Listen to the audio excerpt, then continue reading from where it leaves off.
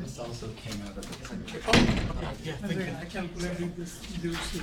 I look on your file and see if I calculate the HSC1. Do you know the difference between HSC and HSC6? HSC like here. Okay, we do have two presentations today. Very short research presentation by Fatima. So it will be a result of maybe less than 1 week effort in one important subject to start. So it will be preliminary results, but we need to discuss them. And then there will be a second presentation, Literature Club by Levi.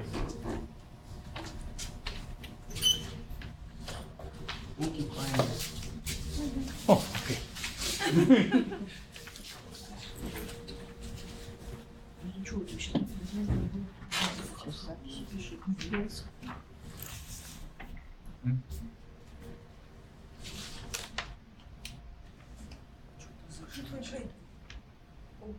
don't see Brandon, right? He's not here. Brandon's not here? We need him. Does he know about it? Can you send him? I told him that Levi is present. Can you send him an email telling that his expertise is needed?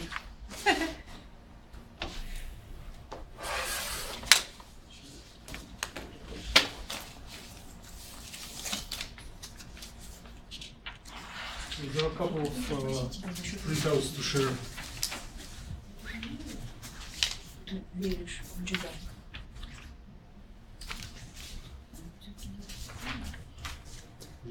Yeah.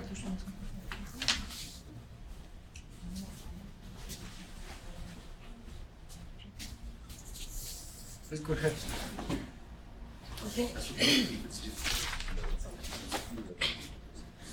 Today I'm going to talk about the functionalized single walled carbon nanotubes by Errol group, a momentum resolved dynamic study by density functional theory. Here is the short outline. First I'll talk about the motivation of this research and then ground state electronic structure. The motivation is the functionalized carbon nanotubes have applications have many applications, including fabricating nanobioelectronic devices and chemical functionalization controls the electronic structure of carbon nanotubes also. And the K-dispersion is important for in periodic solids. Here is the model of group modified carbon nanotube. So can you explain what is on this model, which atoms and how they are arranged? So it is, I believe, bromobenzene. It is attached to the lattice of carbon nanotubes. So why there? You have this benzene ring coming out of the nanotube, and nearby there is a hydrogen. Why it is there? What's the reason? Because the structure was given to him. But later on you're writing paper on your own. So what's your? She is not a chemist, right? She is a chemist. She is physicist. No, she's physics. Oh. Are you? Yeah. You have PhD in physics, not chemistry. So But what is your she's guess? excused not to know this. Yeah, but we can make a brainstorming just to decide what. I will know eventually, not like after sometimes, probably. But what do you think? Why the hydrogen is needed?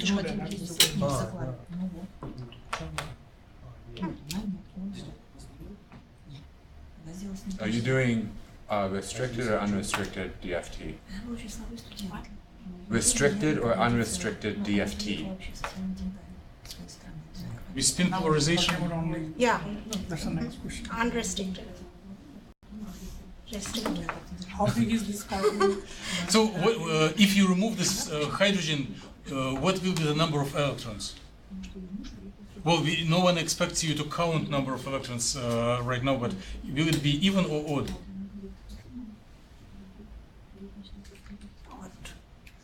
If you remove hydrogen, but if you put it there, it will be even number of electrons, which will make the system more stable. Okay? Okay, please keep going. So here is the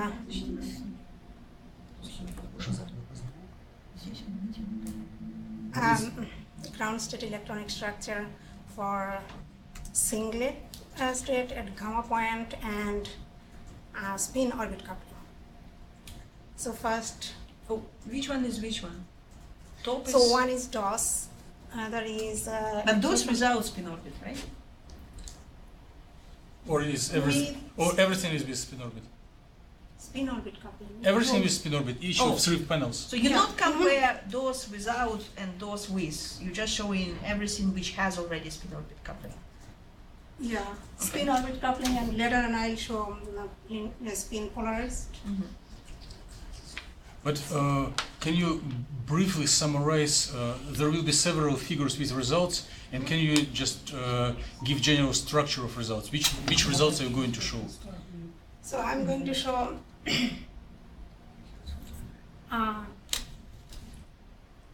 singlet state, triplet state, a singlet at gamma point at 3 different K points. And triplet also the same at gamma point. And gamma point is with a spin orbit coupling, and another one is a spin polarized. And K points is also same with spin orbit coupling and spin polarized. Okay, So I believe 4 sets. okay, 4 sets. And for gamma, only at gamma point with the spin orbit coupling, I'm going to show the absorption spectrum and EDOS. Rest of them are not. What is the EDOS?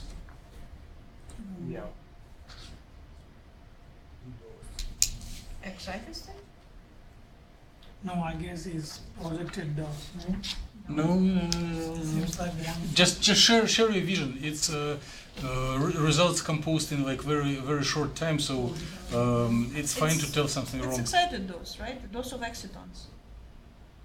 Of transitions, of optical transitions.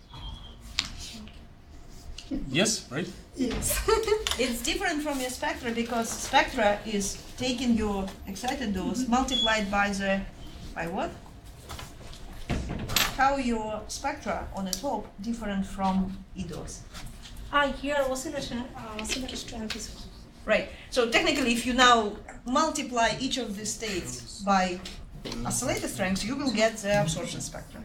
Yeah. If you not include the kind of weight with respect to the oscillator strengths, you will just get this EDOS. I missed, what is the red one? How, like, you have the shape? Speaker should answer, but I have a guess that there were technical problems. The red stuff should protrude up to black line and should signify occupied versus unoccupied. So the difference is not meaningful. No, It's meaningless. no, it's factor 2 is missed here. Okay. Feel free to stop and ask questions. Especially. I do. So why does your EDOS plateau from around 0.6 to 1.3? How does it plateau? Because you still have features going on. So how do you get a straight line where you don't in your DOS? What was the broadening parameter? It looks like it was just by mistake artificially high broadening parameter that they all are not resolved. That's why your range is so small. Yeah. You can have all possible transitions to much higher energy. Yeah. why you stop at 1.5. So Like, just looking on your DOS, you should have the transitions at least up to 3 electron volts, right? From the very lowest energy presented in the DOS, 1.5, minus 1.5, up to the very high electronic level from the DOS, which is 1.5, right? So you should have these transitions, and I completely agree with Levi. You have features in your DOS which should be represented in your excited DOS as well. And I do have a question about your spectrum. The last line at about 1250 nanometers, is it the lowest transition, or there is something lower than that? So if you go to red at about 1500, the line doesn't go to zero. It is still on zero. Will it go to zero after? What's the low? Is it the lowest transition, or there is one more? Yeah, there are a couple of more. Okay. So next time try to show all the lowest transition are most interesting. The primary goal of this project. So is your band gap like a quarter of an EV, or is it just due to the broadening that it really goes to zero? It's not zero. I think 0.6 or something. It's 0.6 or no, yeah. The gap is open, so it should not go to Yeah, but it is broadening. it's very broad, and the tail is going close to zero. Yeah, it looks like the broadening parameter is a little larger than optimal. Timo, a question. What does the E stand for in EDOS? What? What does the E stand for in EDOS? It's like excited. Electronic, like e-commerce. Oh, okay.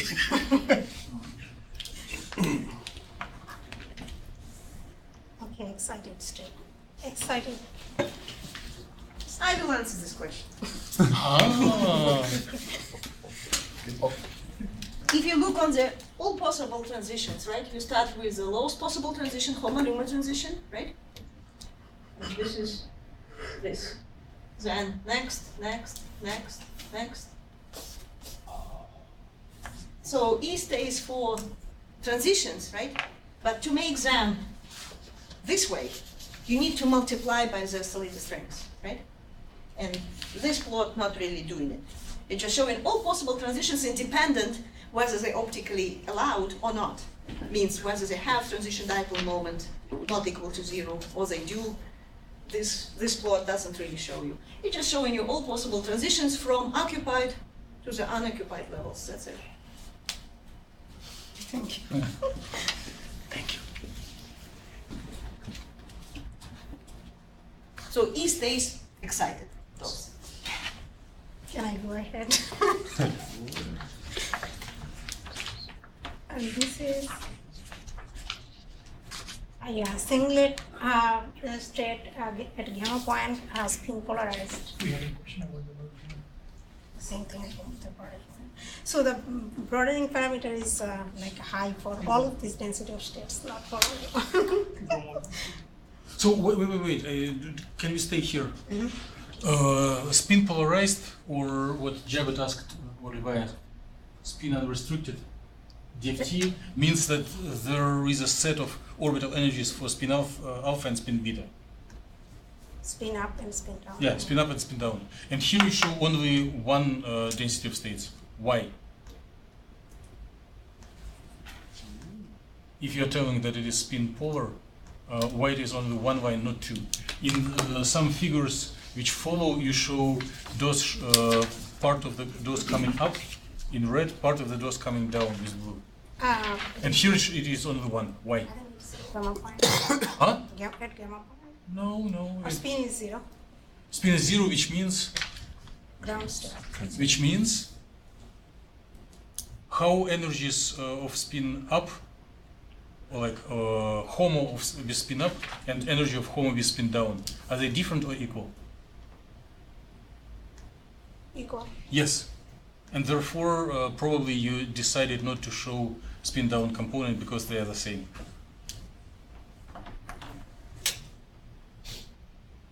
I don't see any state for spin down. Hmm? The outcome for No, there should be spin down if you are telling that it is spin polar.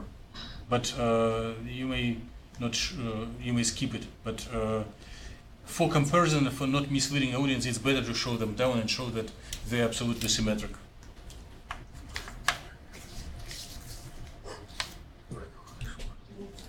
Yes, please.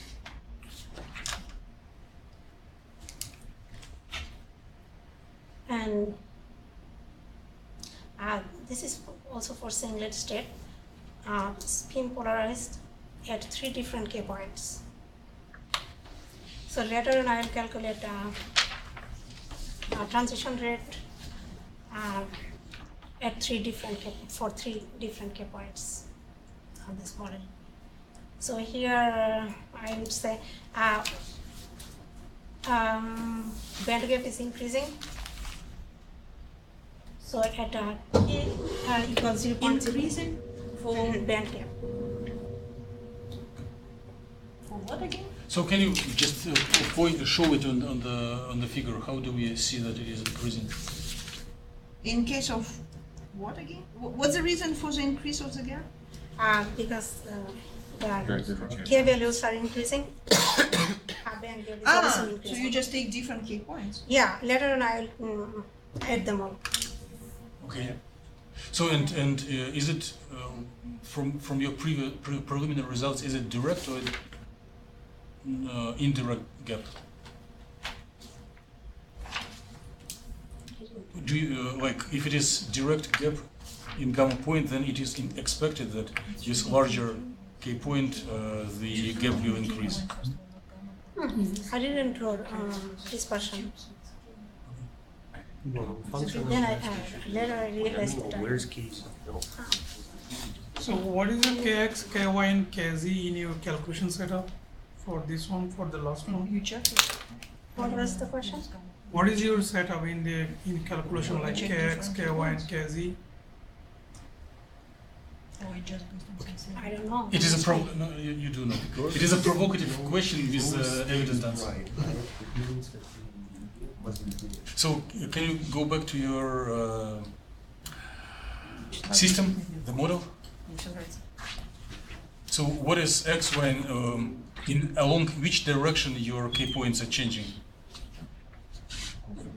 Z direction. Yes. Are there any K points along x and y?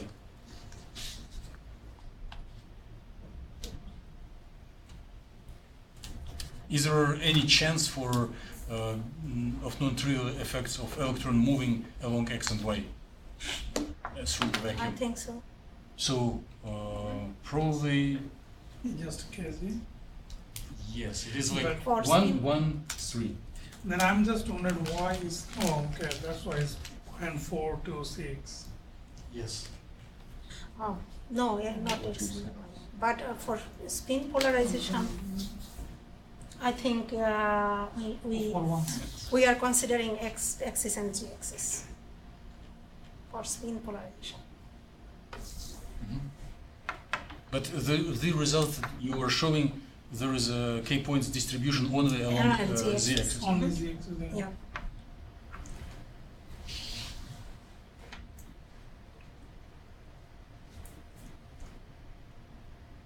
And the spin orbit coupling DOS is missing here. Now, for triplet states, a spin polarized, we are considering x-axis here, and for 3 different K points. So these are the DOSes at 3 different K points. So is this along the x-axis? I'm going to increase it so that we can focus maybe on one of them if it is.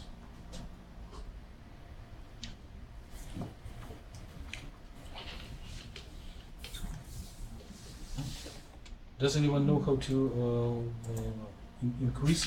I think you have to escape and then go back again. Control plus. No, this axis. Now zoom in. Can you just show? Sure. Yeah, zoom in on the first one. But figures they look different. Figures they look different because the Z reaction. Hmm? 6.5?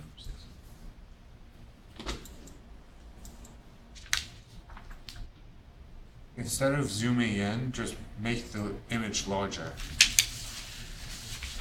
I think you got there. It should be sufficient.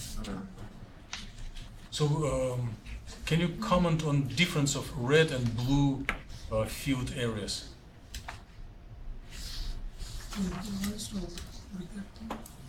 Which one is this? Yeah. Okay. So show are they blue and red equal? Are they symmetric in respect to the zero axis, or there is a difference? And if There's a there, difference. so why and how to interpret it? So the blue one is for spin down, Huh? and red one is for spin up. Okay.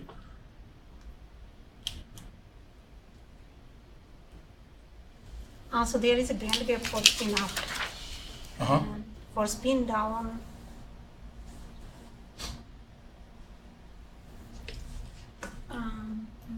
It looks like there is no gap, or gap is looks minimal. like there is no gap. Okay. And if one decides to integrate the area, red area and blue area, will they be equal or different? Different. By how much? And why they will be Why different? band gap? No. The area. The area in the curve is number of electrons. What is the number of electrons with spin up and with spin down? This two electron difference. Huh? Two different. Yes. Spin up will have two electrons more than spin down. So so in your results, this looks like, at least for interpretation, as former HOMO, and this as a former LUMO for singlet, and this would be as former HOMO and former LUMO. So they offset along energy, and then the electron from spin down is HOMO is taken and promoted to LUMO of spin up. So the total number of electrons here will be 2 more than here. So there are several effects. Change of energies. Like this is HOMO down, this is HOMO up. They are shifted in energies. And another change in occupation. So HOMO down get depleted, nothing, and LUMO up get additional electron. Okay.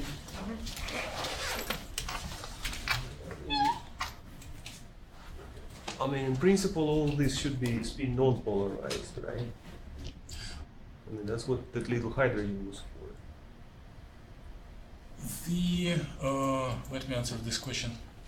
Triplet state was requested by, this is triplet. mandated by constraint DFT. By I see. requesting the number of electrons up and down will be exactly 2. So it's under restriction that. Wait, okay. Okay. I see. Okay. I missed the triplet part. But this makes not really physical meaning for the triplet in the ground state. Later on. Because we need excited state triplet. Not everything at once. So did you get any No, we difference in want the different everything cap at once. ones? What is the reason of considering the different cap ones? Band gap change or anything like that? So, because we are going to study direct and indirect transitions that are around like the silicon nanowires, right? So you But here we know that the bright state in these tubes is, I mean, the low state in these tubes is bright because they emit. And if they emit, it cannot be not direct transition. Triplet. Wait. This is Oh. I'm answering first to Jabet and second to Professor Kilina. So probably, Fatima, you are thinking, you are anticipating that since it is a periodic structure in z direction, there will be additional effects to optical properties due to momentum distribution. And you just try to systematically include it into calculation. Right? So the second part of the question, most likely the transitions without change of k vector in the gamma point will contribute at most for emission. It is expected. But just for having a systematic consideration, additional transitions are planned to be included.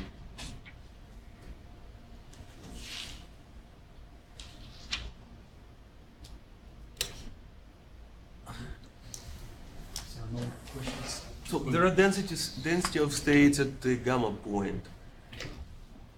And then you include k points and you look for dispersion curves.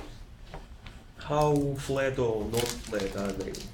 Do not ask me, ask the presenter. I'm asking.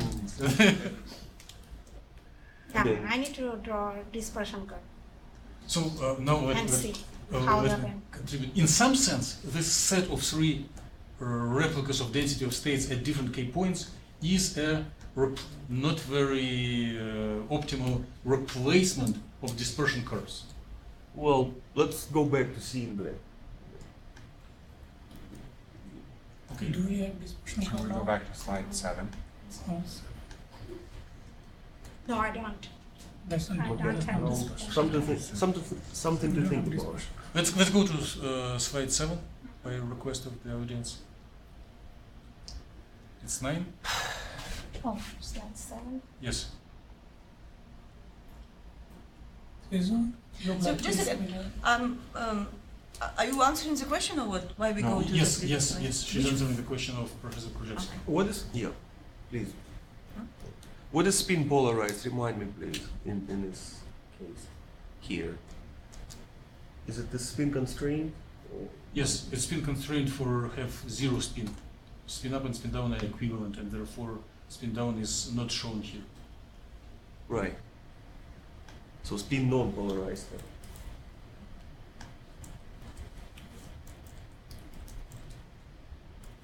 I mean, that's what they typically do to see the effect of. So, answering your question, the dispersion curve is not flat. If one zoom in this figure and looks on the gap, Oh, I see that. so it's evidence that it is not flat, and maybe taken into account, dispersion is not a stupid idea. Is it worth pain and suffering of k points? Probably.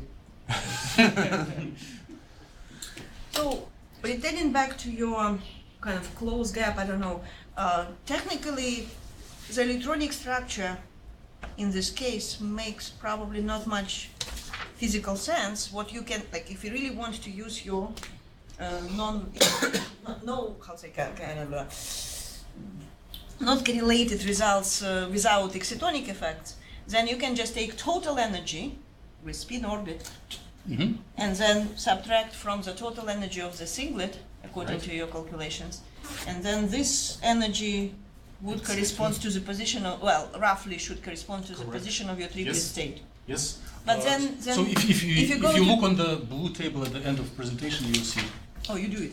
Yes. But returning back to your red and blue slide with spin down, spin up distributions, I still kind of like what exactly this information is given to us, because this is what? This is the electronic structure for the ground state. Yes. If the ground state of this system was triplet, then the system is metallic. This is what they're telling me. What? Makes no sense. Why there is a conclusion that it is metallic? Because you have no gap. Well, there is no gap if we add together up and down, but each No, of you're just looking from up to up and from down to down. Your gap is closed. Because your up electron has one in the form of LUMO, so it's closed, and then the bottom one has one taken away from LUMO, HOMO. So then you have HOMO minus one Second that part, and I go to is first part. occupied, HOMO is not occupied. I see. So you're taking that it is very suspicious Yes. and suggest that one should check it with more optimization. If optimization was done for triplet, or the same geometry as I think single. optimization is done. So things to check are optimization and second the hybrid, because this reduced gap can be a shortcoming of the pure DFT. Okay. Pure D. Potentially suspicious effect of too small gap. Yeah. So here is the triplet for triplet state at gamma point. It's just like here the density of states, spin orbit coupling, and corresponding absorption spectra and ETAs. And that one is triplet state at gamma point, spin polarized. Are you going to go to next slide? Let's discuss this one for a little longer. Let's discuss for the previous one. Which one? Previous one, yes. So what do you learn from there?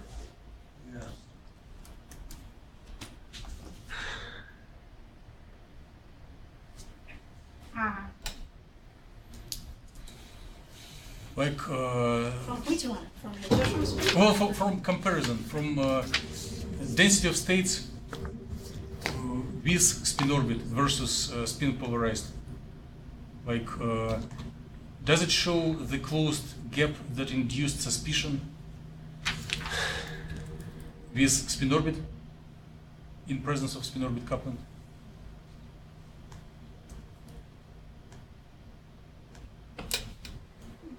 So looks like a spin orbit coupling, a DOS for spin orbit coupling showed up. So there is no band gap. It looks like there is a gap. The gap opens. in spin It, orbit. on one hand, it contradicts, it differs from spin polarized data. On another hand, it shows that there is a gap and it is not metallic, which is maybe good. So you mean that for spin polarized it shows that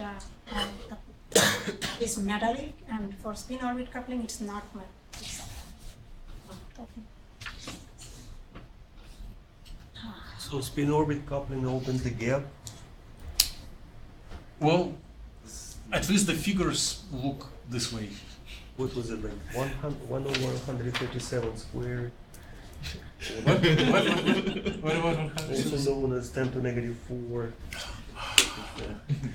It is not only this effect, it mixes orbitals and then they split differently. Okay. So what about the spectrum with spin orbit coupling?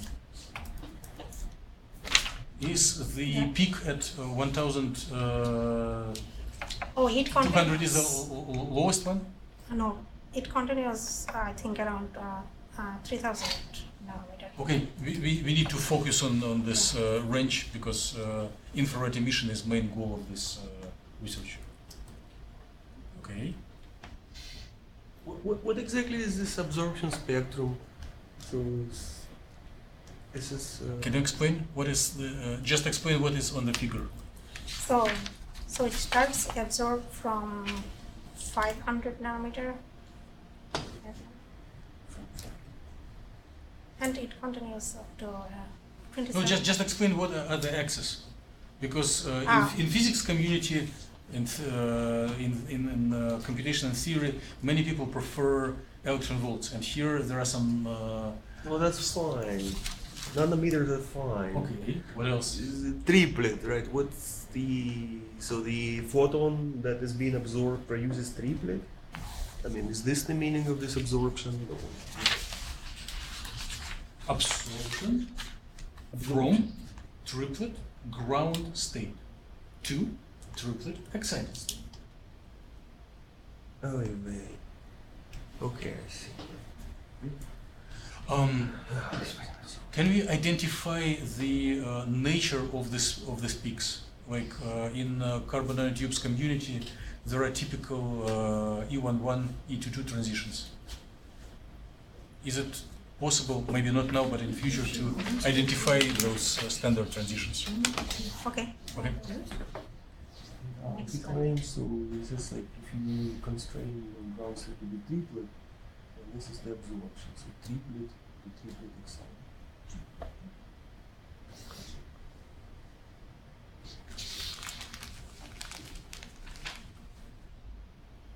Okay. And then Yeah.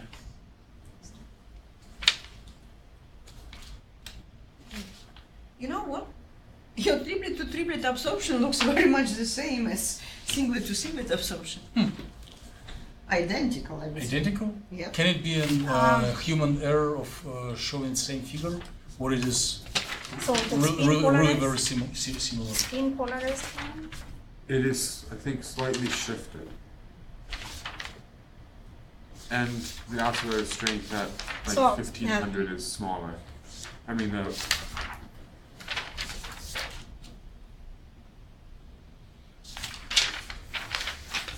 yeah. I don't understand different. it. So what the question was that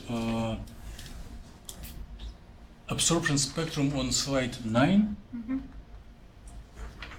And 8. seems similar. No, on absorption spectrum in slide 5.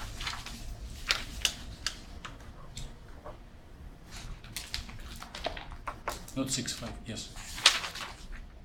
So the question is how similar or how different they are. The absorption spectrum. Maybe you can copy paste and show them together. If you are in the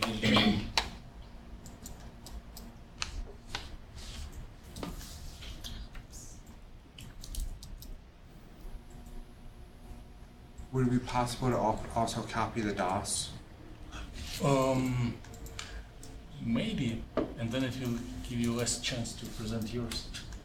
No, because Yes, but looking at it, the DOS looks identical, or nearly identical. okay. So number of peaks seems the same for large peaks. Position of peaks very similar, but There's a difference. If you look at the end of the tail, like there's. Well, it's maybe just line width. no. The one for singlet seems to go up after, and one with triplet seems to go down. Maybe the best way would be to plot them two lines on the same figure to see to highlight the similarities and differences.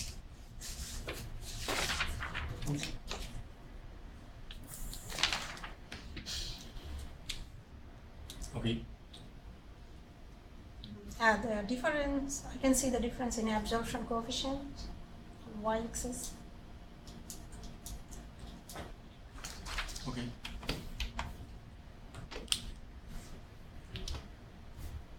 So that's the UV spectral view, so that probably won't be affected by the functional group as much, Mm-hmm. by the changes near the gap. So, Yeah. so it's probably nanotube absorption. I would assume anyway. Why what?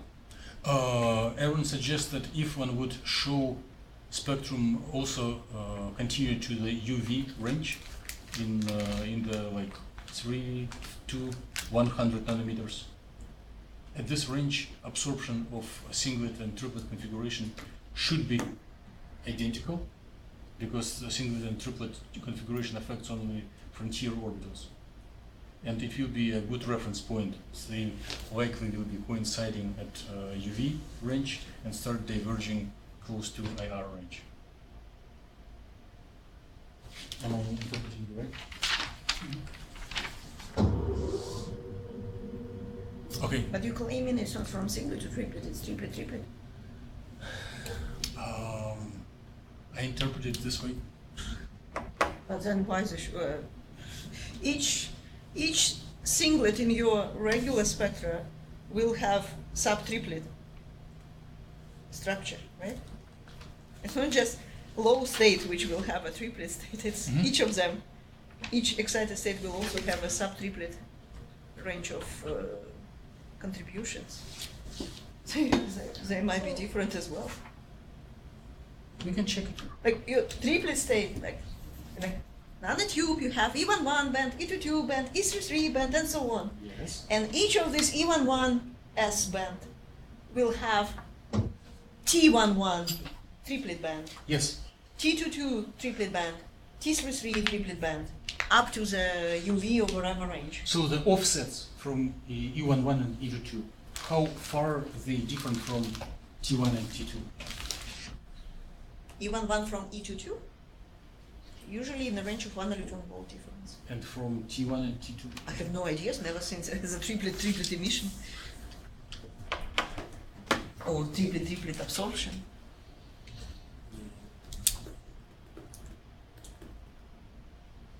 Okay, so what is on this table? You can assume that your triplet might have, although not necessarily, but roughly maybe you expect that offset of your triplet with respect to singlet in each band would be similar.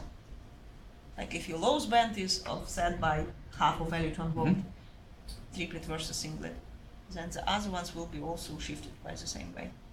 But I guess this is exactly the question which you might address with your calculations, although not in a way how you do it.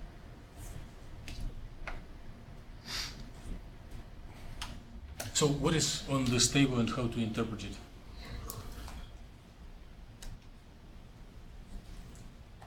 Here we can see the band gap and total energy. Okay. So should we look at the configuration that gives minimal total energy as most probable? Yeah. Good idea. Doesn't it depend on methodology? So which one gives the lowest total energy? So x-axis triplet. No, just tell and give the So numbers. x-axis triplet at gamma point, spin polarized up. No.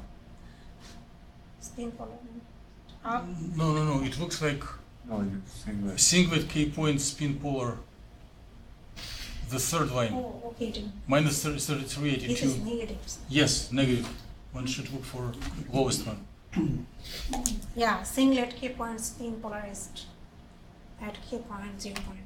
Which one? Tell you again. The Point. third. Can you give just me show the it? number? What is just the number you're talking about?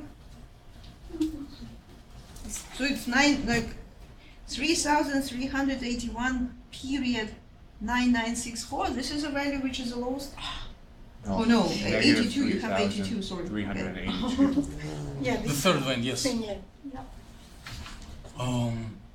So if you take into account K Does it points, mean that your singlet is lowest in energy?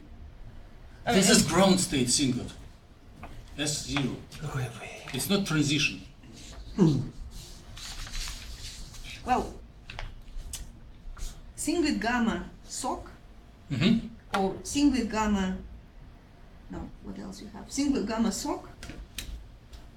And the next one is singlet K point spin polar. Like you have two singlets here, which are the lowest energy.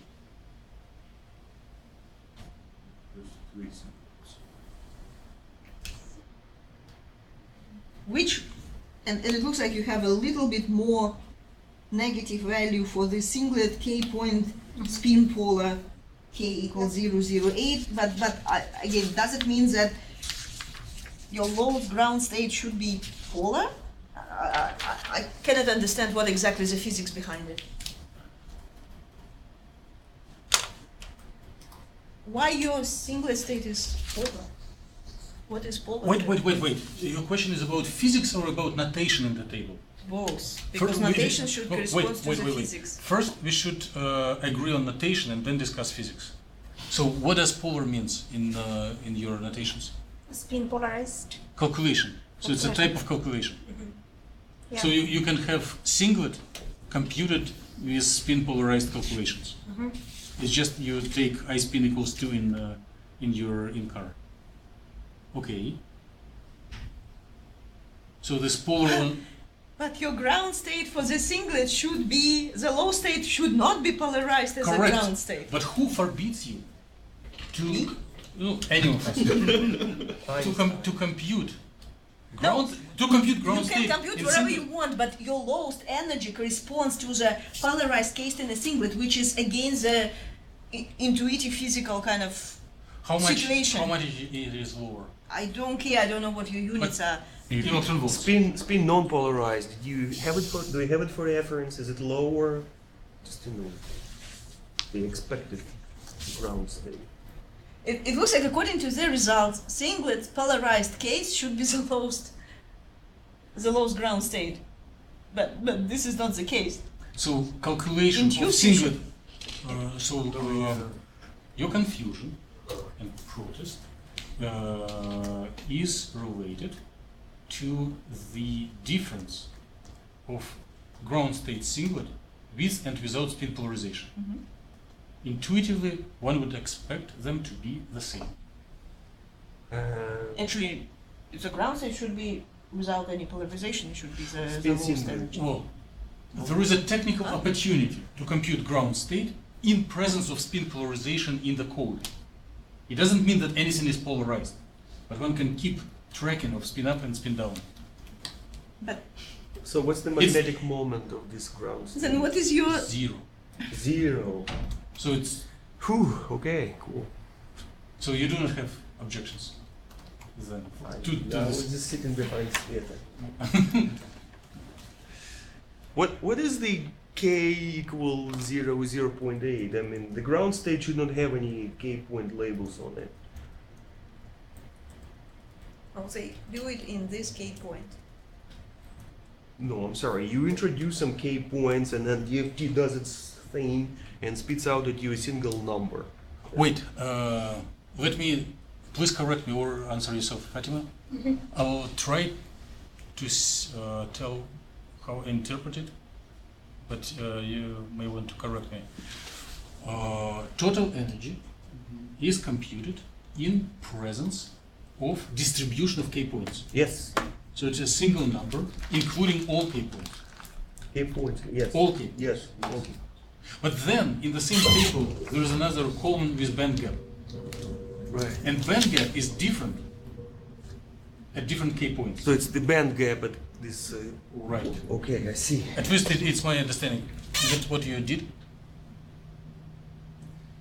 So the total energy for all k points and band gap is for the one that gives the Exactly, minimum. Yep. Okay. Total energy for all k points, and spin up, spin down.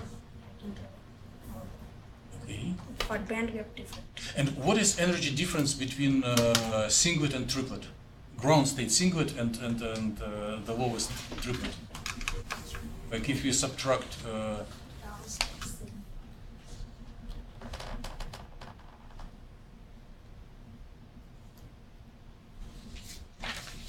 So ground state singlet means spin or polarized or spin away. Well, in each of them, what is the results for energy difference between singlet and triplet? In spin polarization on one hand and with spin orbit on another hand.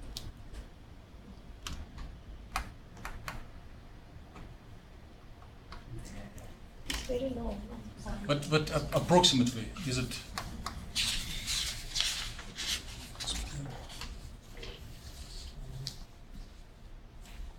Like 0.6 for K point 0.6. 0.08. The bottom number and the bottom singlet.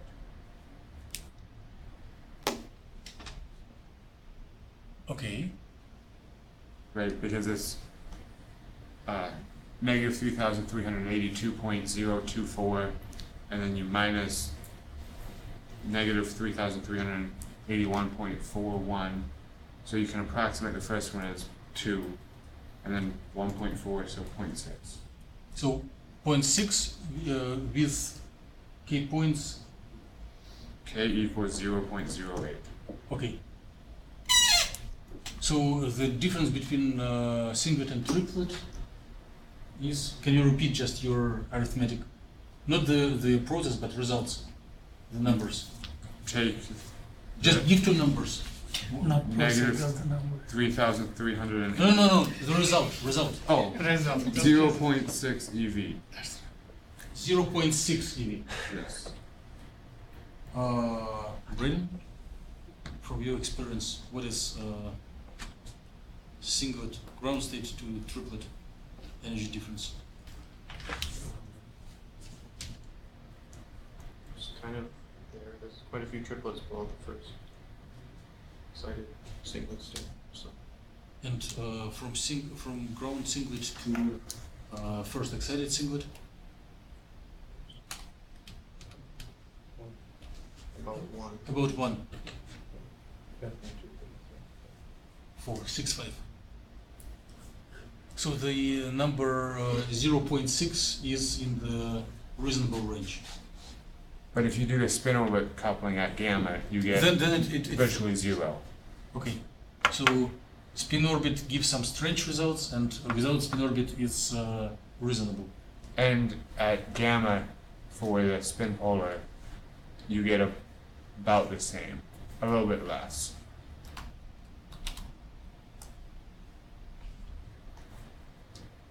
Okay.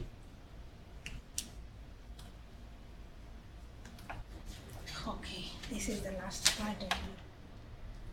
Then acknowledgement. I would like to acknowledge Aaron. Well, you're telling if something is wrong, blame. Not to mention Dr. Thielen and some. Okay, let's Thank thank you. Fatima for presenting and being ready to dive into a completely new area and other more questions. I have a quick question. So in your table, Stay first. you say your band gap for your triplets are, without spin orbit coupling, the other ones are about 1/4 of an EV. But if we look at slide 8, I believe, where you do triplet K-point spin polarized, it doesn't appear that you have 1/4 of an EV between your occupied and unoccupied orbitals. How did you get that value? Which one? You need to repeat the question.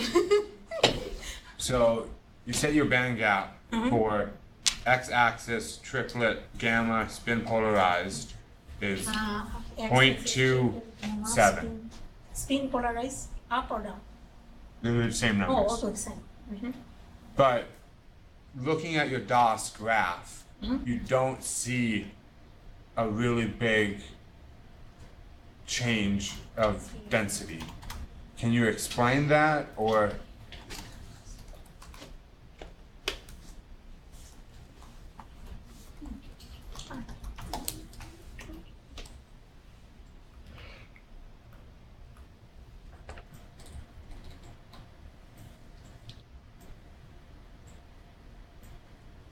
This one. I think that would be a corresponding one. Oh, and this one not.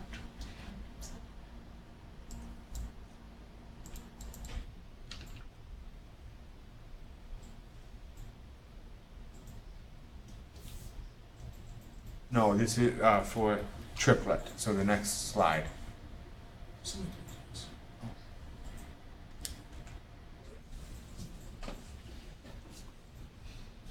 This one. Any of them for triplet. You say you have it. Just let's focus on one of this. Yeah, this one. Yeah, and enlarge.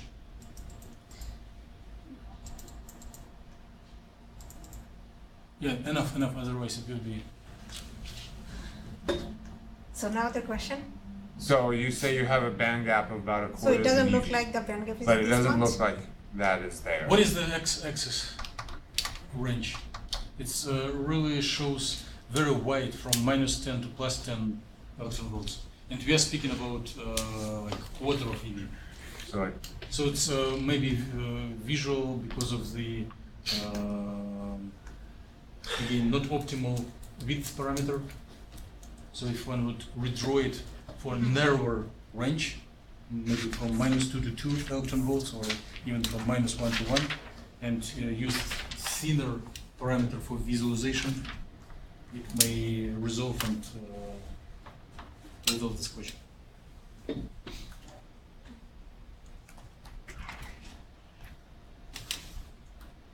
Last chance for more questions. If there are no more questions, let's thank Fatima once again. Very great. And we have one more presentation by Levi. He will announce the title himself. So can I do it on my? Yes, you can. Yeah, I can just scoot.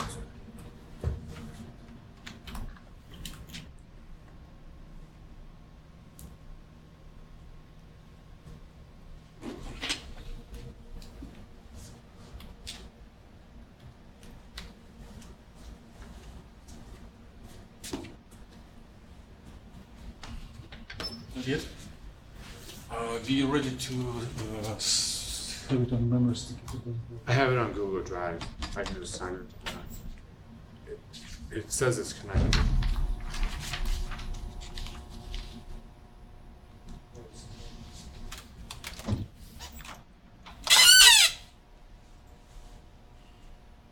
Can I sign you out? Yes.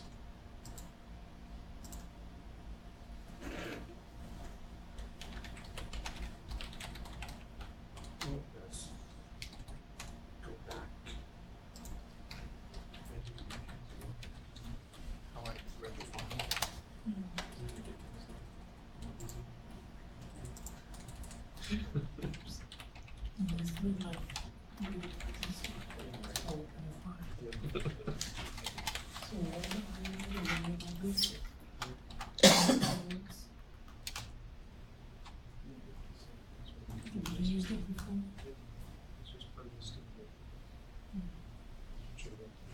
So what's he do? Just says that the reading is. What's he do? Just try to change the file can show something. While that can happen, it'll read it number by number and skip all the spaces. Just automatically. So is this while loop is depends on how you open file? It has to be green file. It's still searching for him. Do you have any other? I just wrote the word. Maybe there are any other format to read. Way to read the format. But this one work maybe this one. This I think. No, I mean IN is we just, can open the file flat and line or something like that. I'm just trying to make clear about this using this. so this file type open is the same as so the N is the same as R. Read, right? Okay. If you just do read, you can't write, you can't append. That's fine. That's all I'm doing. Okay, good enough. Okay, so today I'm going to do kind of a broader lit review. I am going to look at thiolite passivation of nanoparticles. The reason why I say nanoparticles is some of the journals that we have, or the papers, are on core shell, so cadmium, solenoid, zinc, sulfide structures. So that's why I said nanoparticles, even though we're interested in quantum dots typically. So the motivation for this, as I'm sure everyone in here knows pretty well, quantum dots are fairly photostable, highly emissive. One part that says tunable emission. You can manipulate the bands by ligands, and you can do band engineering. And in this, the research that this is related to, we're gonna be kind of working with someone, this lady, who has developed a whole bunch of quantum dots with a lot of different band structures. And this is very important to reduce the cons. So if we look at the cons for these quantum dots, if you have core shell structures, you can have lattice mismatch. Jabed has seen that in his, what's the J word? Janos structures. So it is very important that you try and get these structures to have ideal lattice parameters. Otherwise, instead of having nice bands like this, you can start and get trap states. I can send you that paper, Andre. What now? The paper with Janos. No, we just discussed how to pronounce it. in the Oh, okay. I have no idea how to pronounce it correctly. So core shell mismatch.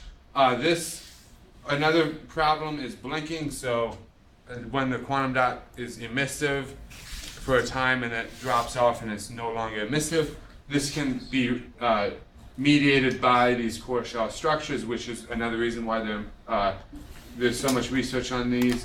There's a whole bunch of complex surface chemistry and a lot of techniques for organic things don't work because like NMR does not work on the surface of the quantum dot. So it's relatively difficult for experimentalists to have a finite, to know definitely what's going on. This quantum dot.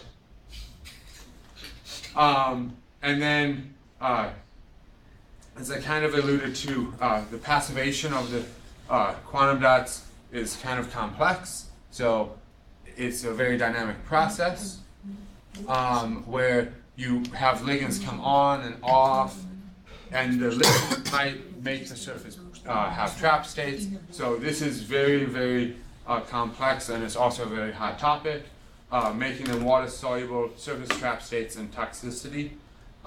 Today, I'm mainly going to focus on water solubility and yes.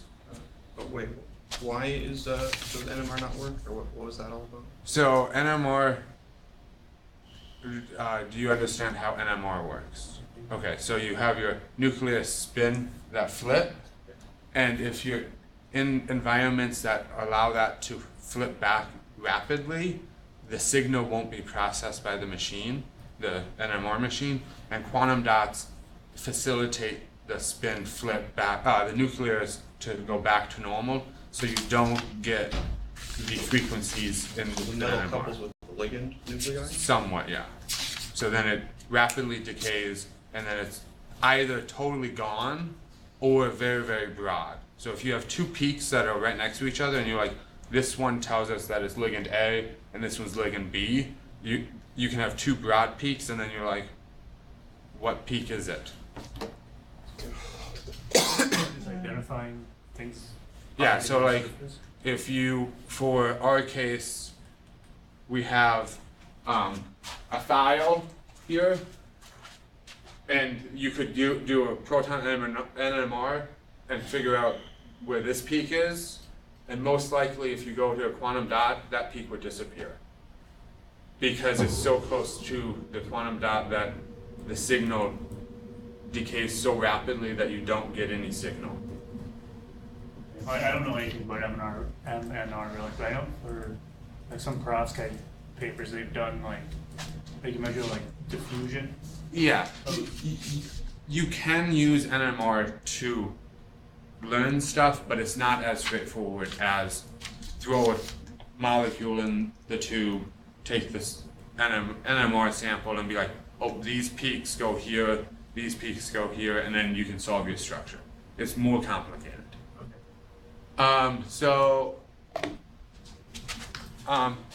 Today I'm going to focus on water solubility and surface trap states. So first let's look at the easy one, water solubility. And this one can be kind of relatively straightforward solved. You can synthesize your quantum dots straight in water, which this is not the typical synthesis. You have a reducing agent that attacks your cacagenide, then you can make your cadmium cacagenide, and you can get very beautiful samples that already have the ligands on the surface that make them water soluble. So this ligand here, which is MPA, is covering the surface of the quantum dot right away because that is in the solution with water. And another thing that I'll talk about later is why these have the two functional groups at the end. The next way of doing it is if you do ligand exchange. So ligand exchange is exactly what it sounds like. You exchange the ligands. So one example from this paper, they have an amine on the surface, and in the solution around it, because it's a colloidal solution, they have the thiol-containing compound, and over time, the thiol will come in and kick out the amine. And then since the COO group or the carboxylic group is on the end, it will be water soluble. And additionally to just making it water soluble, depending on the R group on the thiol, you can make it do specific things. There have been papers where, and I don't have it cited, where you have two thiol groups and then you can make like a superlattice, and then all your quantum dots are spaced evenly and it's very well ordered. But that is kind of how to solve water solubility in the quantum dot. The next topic, which is the most important and relevant for my research, is surface trap states. Were there any questions on water solubility? I just want to nip it in the bud before moving on. No, okay. So, if you've been around the Kalina group long, you've seen this image many times. And this is the curse and blessing of quantum dots. Ideally, we want to have the quantum dot completely passivated so that there are no trap states on the surface because of dangling bonds. And a dangling bond is any atom that is undercoordinated. So a lot of times you have cadmiums that have 2 or 3 coordination, and they have a place where another species can bind, and that is where the ligands come in. Typically, we don't have ligands that will bind to the anion. They typically go to the cation. So if they're ideally passivated, the band gap is open and the electronic structures are ideal. However, in the real world, you typically don't have ideal passivation. So like here's ideal passivation, here's not ideal, and you can see that there's disorder on the surface, and that leads to trap states. And in this research, we will be looking at a thiol ligand to try and see if we can either remove those trap states or enhance those trap states. We want to remove them, but yes. So yes. So I don't understand how this can happen. So in solution of water, right? Why doesn't a water molecule come and passive if there's a lack of? So I haven't seen this, but I would assume that water would not act nicely to the surface, so it could oxidize the surface, and then you could make trap states. So typically, like these are all in organic solvents, so there's no water present.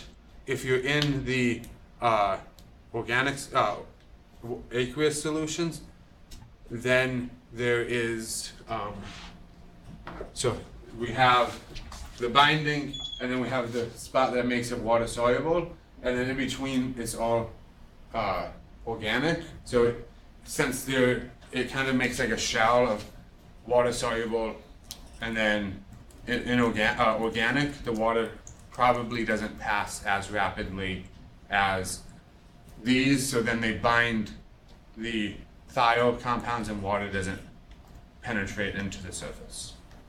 Does that make sense? Yeah. I'm just wondering, have you just said that water oxidizes on the surface of the I quantum said dot? it could oxidize. That means I don't know water what can split happens. out? Huh? Is it possible then oxidize, then water can reduce and all split it out? Yes, this could happen. But if you oxidize your surface and you're trying to use it as a catalyst to split water, if you oxidize your surface and you don't reduce your surface, then your catalytic cycle is dead. So, No, you mean in ground state or after excited state or I somewhere? didn't say photooxidation. Oh, yeah.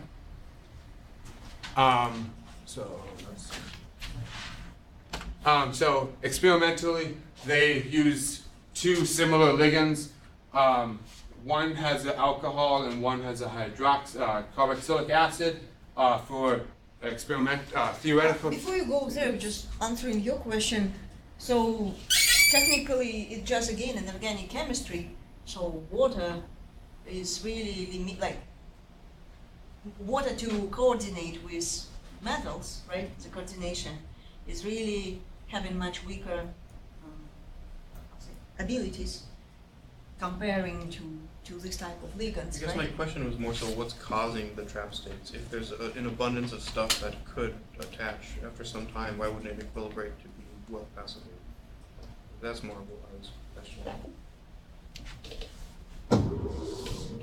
Without controlling it, just by itself? Like he's saying steady state. As time goes on, if everything's if you have a solution that can passivate the surface ideally, why does it not do it? And I would say that you always have impurities. So if we go back to this one, this loses its oxide, right? So this is top, not top O, right? So it is super hard to control exactly what's in your solution. And even if you control what's in it, you could have side reactions, which then can produce compounds that are not ideal. For these ones, you can make a disulfide bridge, right? And then that disulfide bridge could either pop off, and then for some time you have unideal passivation that you have to let something else migrate in. It's probably in dynamical equilibrium. Yeah. It's not really reaching to the steady state at all. So it means your ligands probably stays there, and like one or two be substituted by something else. One or two might be completely lost, right? Or after some time they return back to this position. So you better control these processes than just leave it as it is. And again, empirical, not like you, it takes a lot of efforts to understand what's exactly going on the surface, and that's why no one really probably can clearly say, oh, it's because this and that, but it's very clear that if you just leave it by itself, you're losing the emission. That's without any explanation, the mechanism why it's losing its emission due to the trap state formation, right? There's no any other kind of easier or better explanation rather than that. And a side note, if you grow these chains longer, you have flat, very flimsy alkane groups, which then can prevent ligands to be in the neighboring cadmiums because it takes up more volume. So then you might have cadmiums that are not even passivated because of the ligands themselves. So these are the ligands. Theoretically, what we typically do is remove the water-soluble portion because we're not simulating water solubility. And in experiment, they, as I said before, have two main types of quantum dots, core shell and just a single material. So for the core shell in this presentation, I'll be looking at cadmium. I should have denoted these different. So cadmium sulfide, zinc, cadmium solenide, zinc sulfide. And then for the non-core shell, I believe all of them are cadmium sulfide, solenide. And as I said before, these are nice because then you can do band manipulation. But even if you have these type of structures, if you make a very deep trap state, you could produce a trap state within your homo-lumo gap of your emitting core. So if you notice here, most except this one, they're all the core that emit light because that's the smallest energy. So if you have a really deep trap state on your core, you can make a trap state in here and it would still be non-emissive. So the first paper I looked at, they did looking at their experimental. They probably were looking at stoichiometric cadmium solenoid quantum dots, and stoichiometric means that the surface is 1-to-1 ratio. So it's not enriched with cadmium or selenium. It's probably a 1-to-1 ratio. And in this paper, they said that this ligand back over there makes a whole trap state, which is kind of weird because in their main text, they have this figure, and the figure shows an electronic trap state.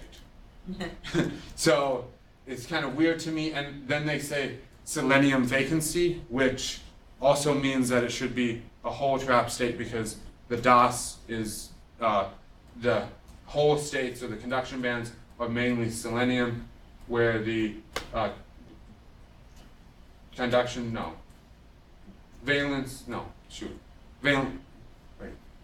is, conduction band should be cadmium, valence band should be selenium. So when they said this picture kind of, I didn't like so much, but this shows what they've seen and how they did this experimentally was they did it two ways. They took different concentrations of this MPA and this is exactly the structure of this molecule? yes.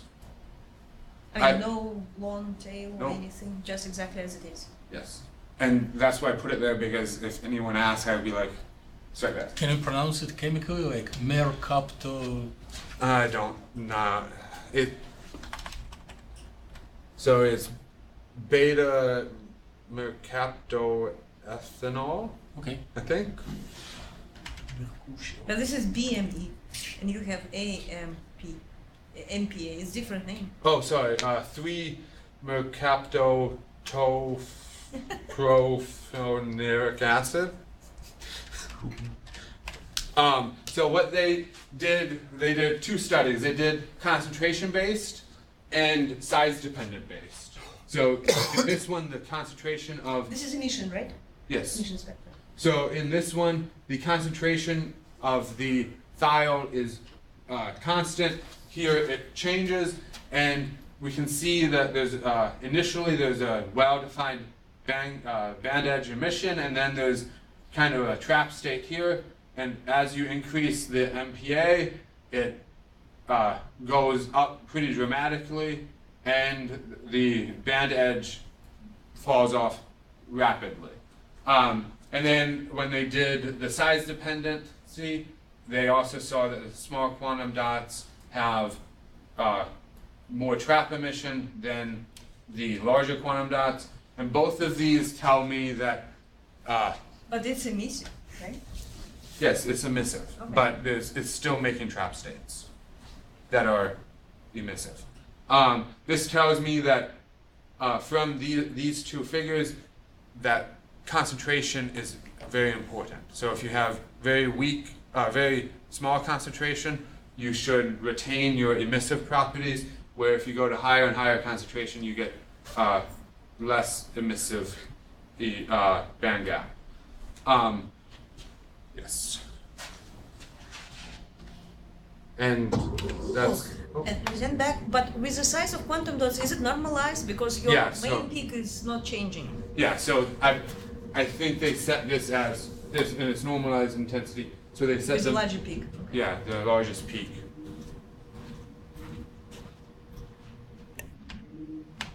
And then another study, they used the alcohol form instead of the acetic acid one. And here if they didn't use the word phrase double-edged sword, I did, and the reason for that is here's the black line which has no thiol compound in it, and as we slightly increase it, the quantum yield goes up by like 60%, and then after some time, some of it drops. One stays constant, the smallest concentration, but if we go to crazy high, it completely quenches the quantum yield. And in this paper, they not only looked at the concentration, they also looked at the effect of pH. So this guy here, So it's the same paper. it's the same paper. And which year again? So this is 2005. 05. Yes. And this is in a co-authorship with So Sergey Sergey Ivanov, Victor Klimov, and then Jennifer. Okay. So then they looked at the effect of pH. So they set their standard with no thiol, and then they did it in neutral, acidic, and basic. And they saw that basic over about a few hours is trending to kill it, and then either neutral or acidic slightly goes up, and it has a higher magnitude for the acid form. And in their paper they said we can't really draw a whole bunch of conclusions from this because the results aren't dramatically different as it is for the basic. What I think happens is And again, I missed. What is the green then? the green is neutral. Neutral in the sense pH. They just control it through the pH. Yes, yeah. And I think that is around 9.8, 9.6, because that's the pH, pKa of this compound. So it's all depends on this guy. So I don't know who knows what pKa is. Okay, so pKa is if pH and pKa are the same, then the ratio of protonated versus non-protonated species are identical. If you go below the pKa, then you get more protonated. If you go above the pKa, yeah. So if you go below, you get protonated. If you go above, you get deprotonated. So if we take our knowledge of pKa and they're experimental, we can say that on the surface of the quantum dot, there is more protonated thiol than non-protonated because of the fact that if we're at the neutral here and we decrease the pH, we get more acidic, the more proton. So this has more of this compound, so the thiol. Okay, I would put it This this has way. less. Your line blue corresponds to the red line on the middle graph, and the blue line corresponds to the behavior of the red line on your Yes. other one.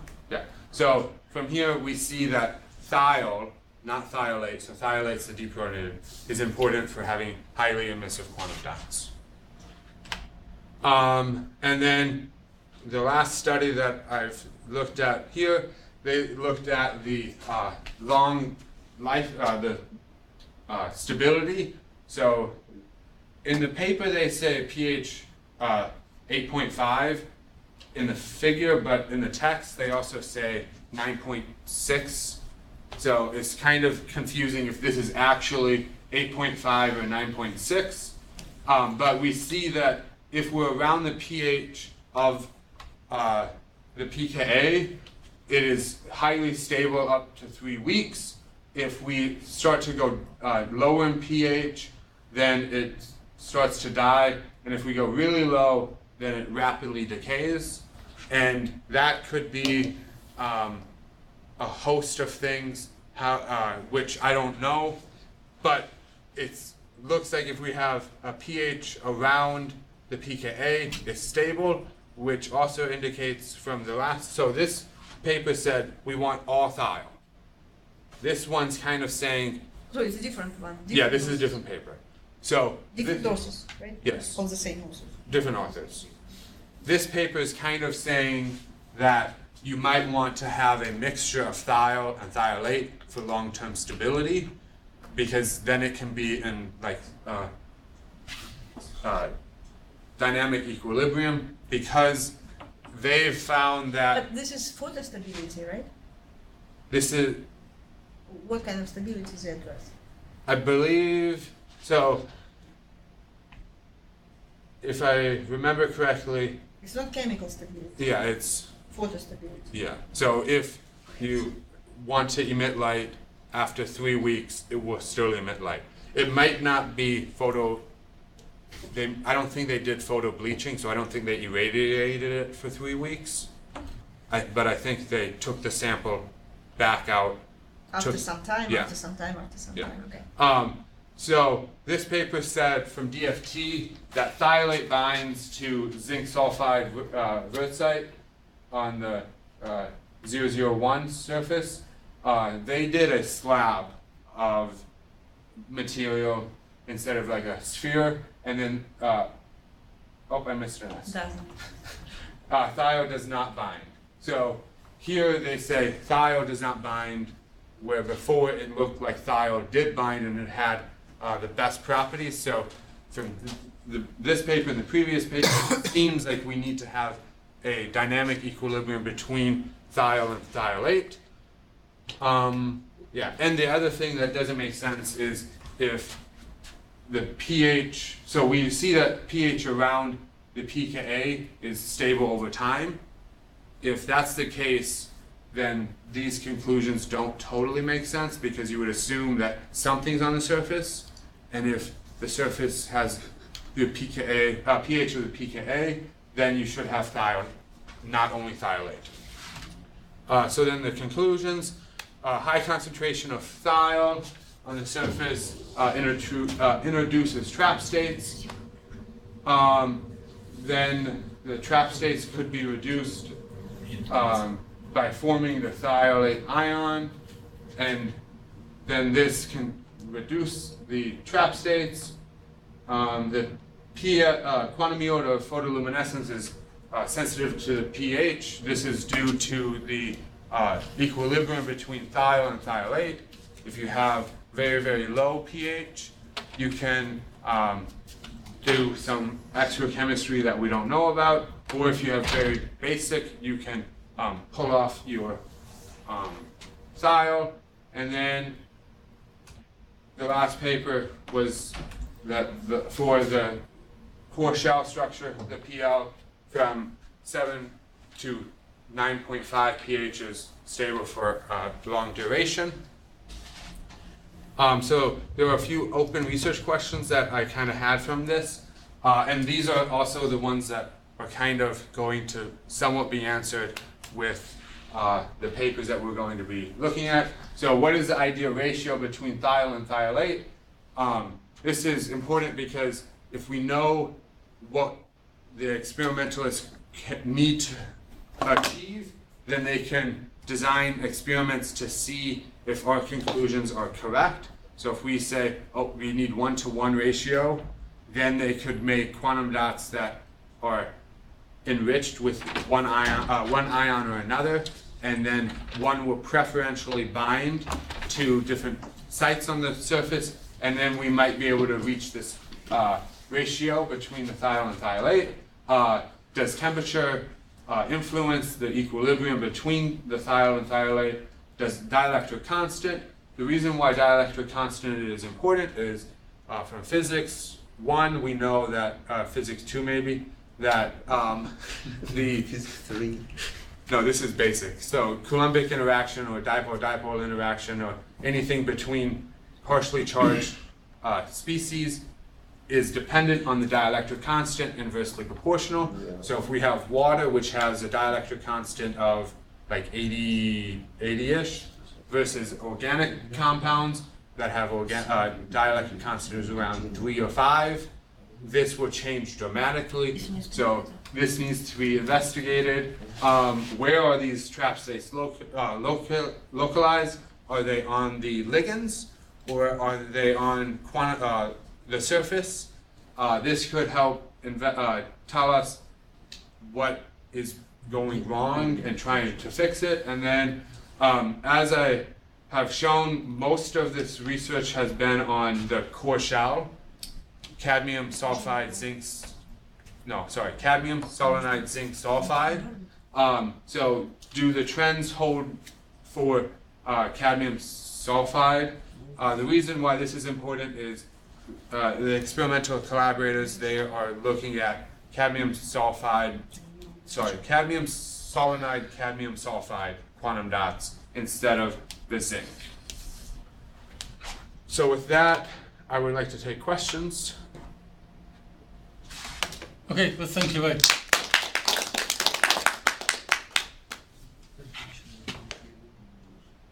Were all those papers with the solvent water? No. So My question then is, how do you define pH in an organic solvent? So how do you define, I would say you define it as this you do in an organic water, right? So pH, it's not really the H ion that you're looking for, it's the hydronium ion, right? pH is based off like auto ionization, right, of water. So how does that, like if you're dealing with an organic solvent, how do you get it?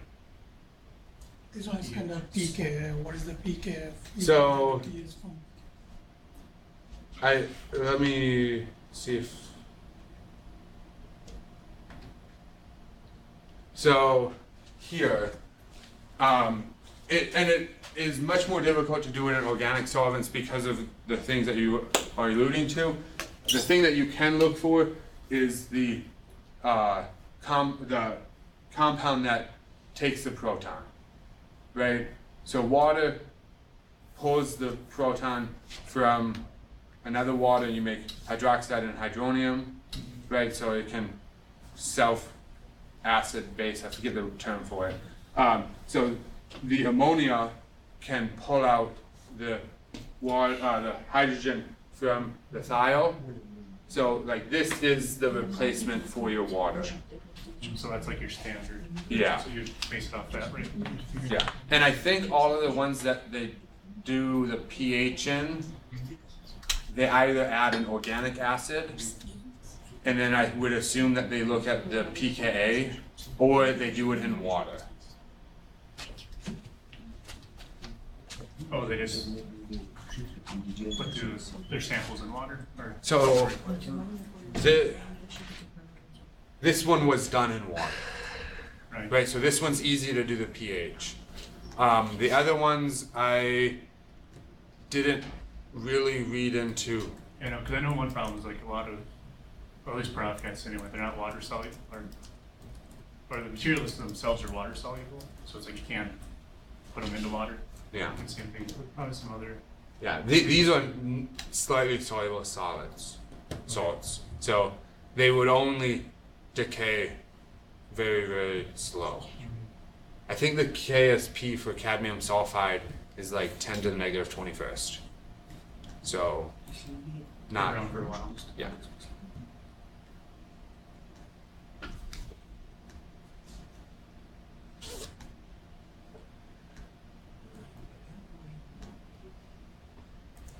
So if you had all your surface trap states filled, would you expect 100% quantum yield?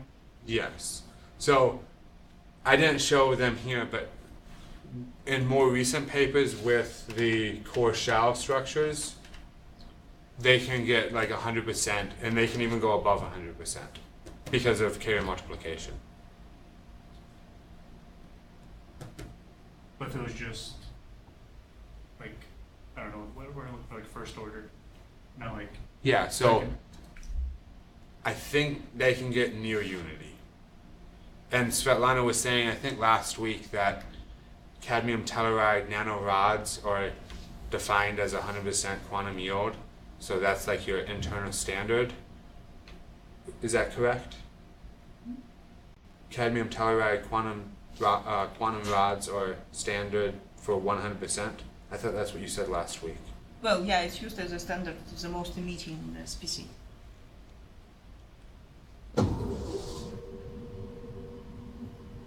No more questions? Last chance. You did? Last chance to ask Levi a question. If no, thank you once again. So, this was the journal reading club, paper reading club. On Tuesday we have paper writing club. So, if you are participating in this Tuesday activity, please consider to complete next section, which is methodology, right?